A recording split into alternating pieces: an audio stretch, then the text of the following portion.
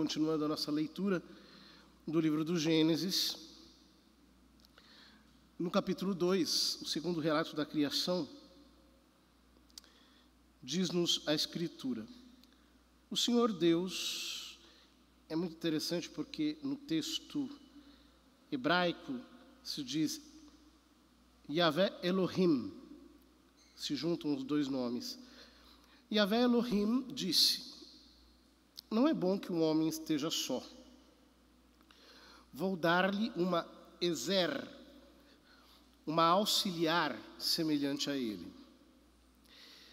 Esse nome, ezer, fala não apenas de complemento, mas também de socorro, de ajuda, de apoio.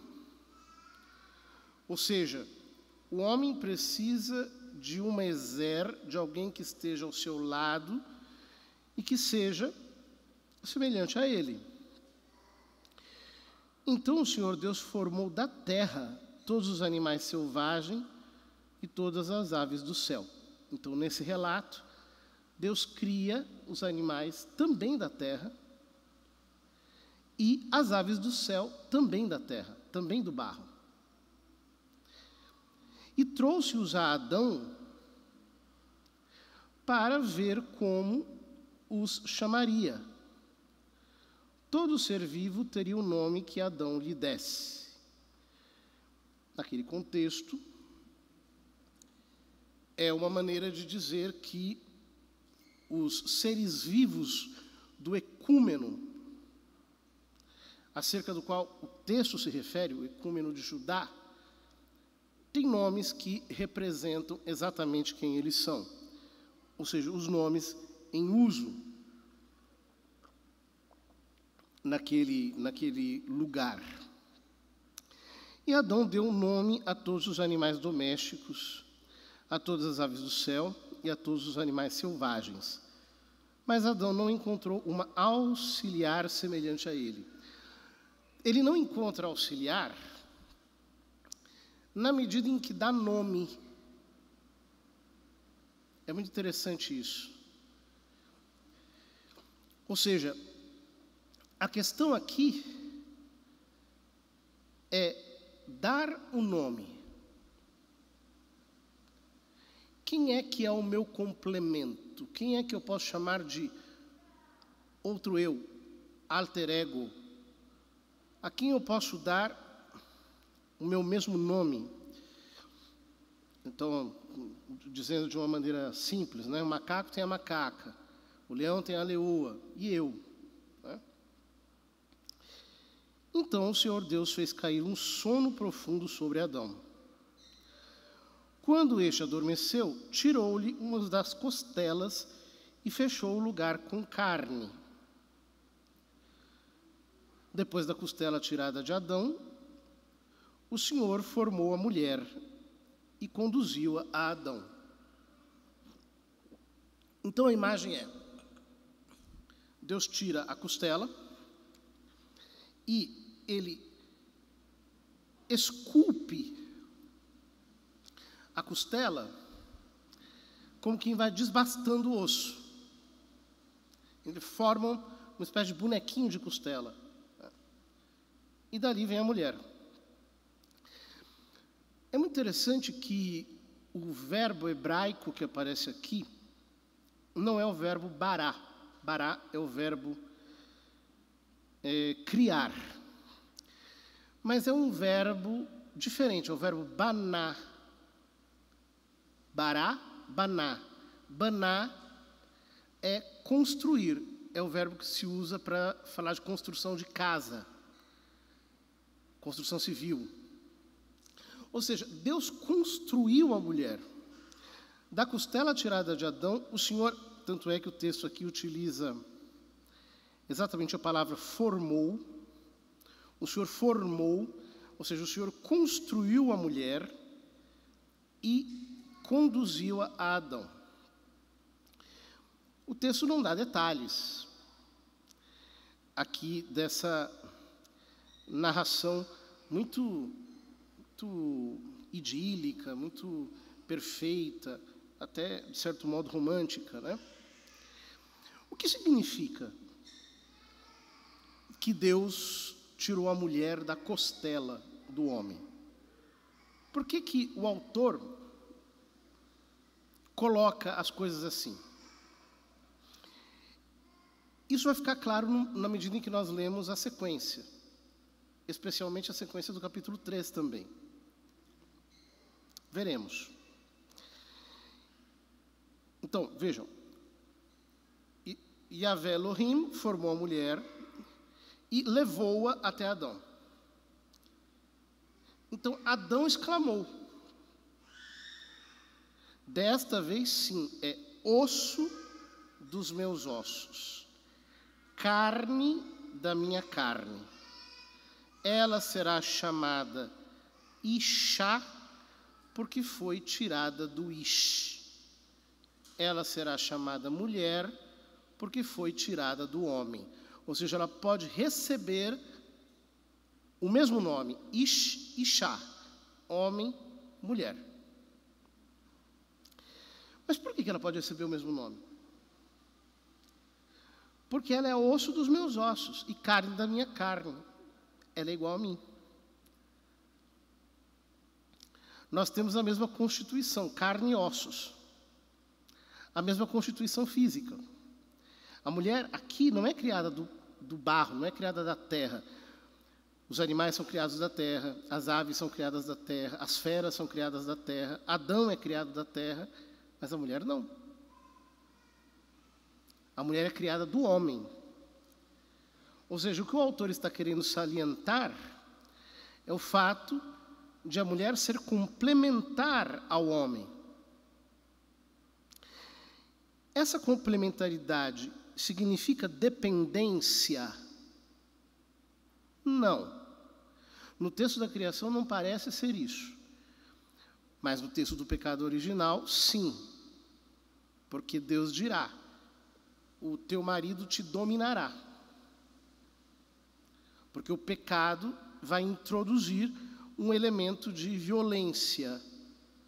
Vai introduzir o egoísmo, vai introduzir, portanto, um relacionamento degenerado.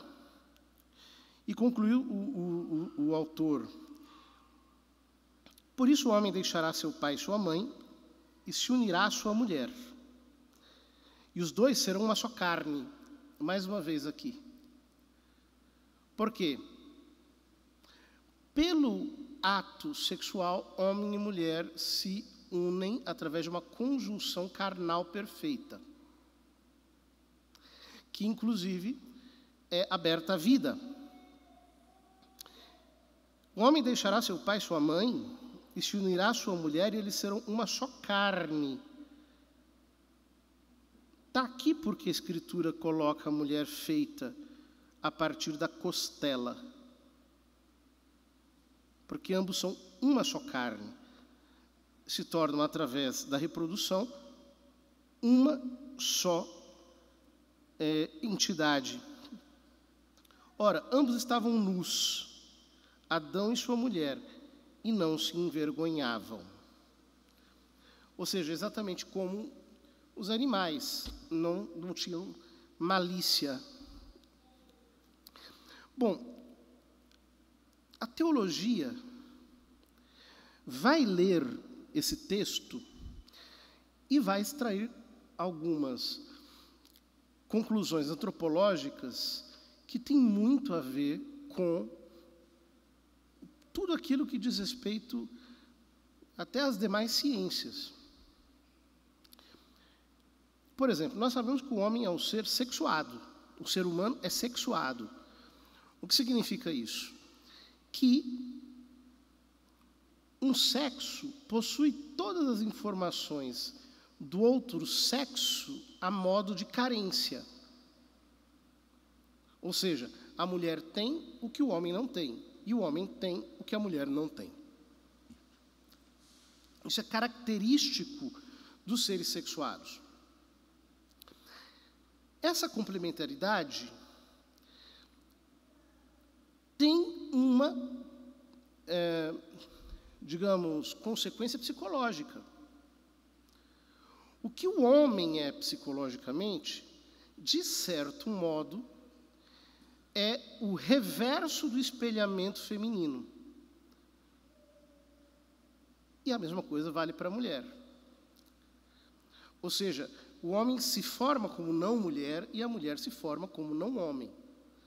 Tem características psicológicas diferentes, embora complementares.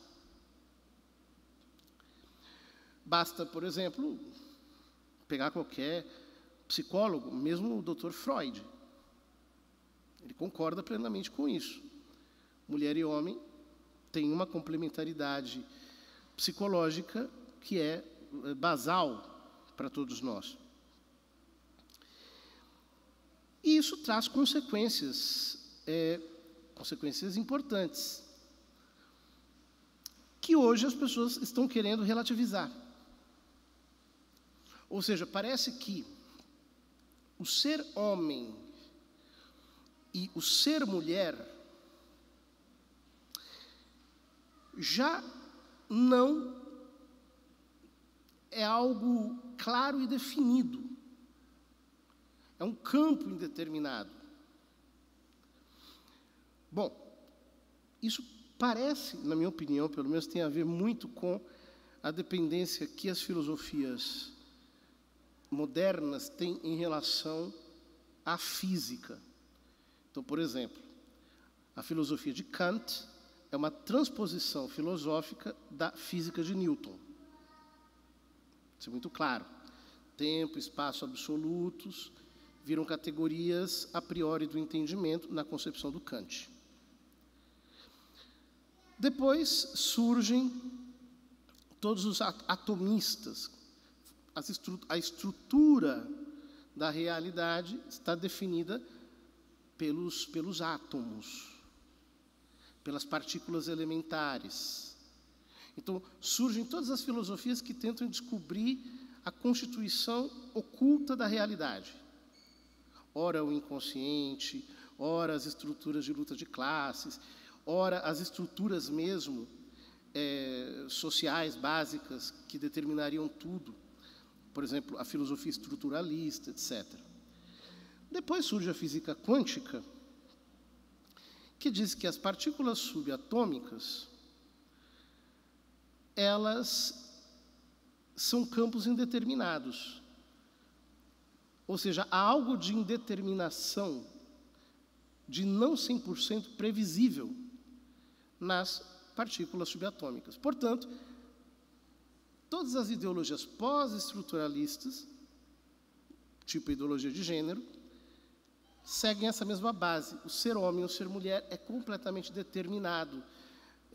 Qualquer um pode ser literalmente o que se inventar de si mesmo. Ora, será que isso realmente corresponde à nossa natureza? Ou aquilo que pode nos completar, ou de algum modo nos preencher? Ou as palavras do livro do Gênesis continuam sendo atuais? O homem deixará seu pai e sua mãe, e se unirá à sua mulher, e eles serão uma só carne. O fato de que o milagre da vida ainda dependa da união conjugal, e só não depende dela a partir de uma manipulação genética muito macabra, nos mostra que essas palavras continuam não apenas sendo atuais, mas elas têm a força que Deus deu à própria constituição da natureza. Os antigos diziam que Deus perdoa sempre, o homem às vezes, mas a natureza nunca. Porque no final das contas, a natureza acaba prevalecendo. E é por isso que essas ideologias passam e a natureza humana segue a sua marcha, a despeito de todas as técnicas, de todas as descobertas ou de tudo aquilo que o homem possa inventar.